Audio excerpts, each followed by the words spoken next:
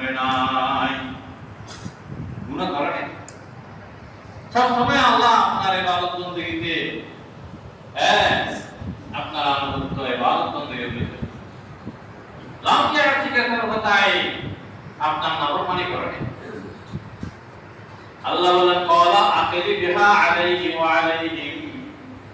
আল্লাহ তাআলা আবার বহি নাযিল করলেন জিবরিল আলাইহিস সালামকে, আই জিবরিল ওই জমিনের উপর অংশ নিচে, নিচের অংশ উপরে, ওই বান্দাকে সহ জমিনের উপর অংশ নিচে করিল, নিচের অংশ উপরে করিল।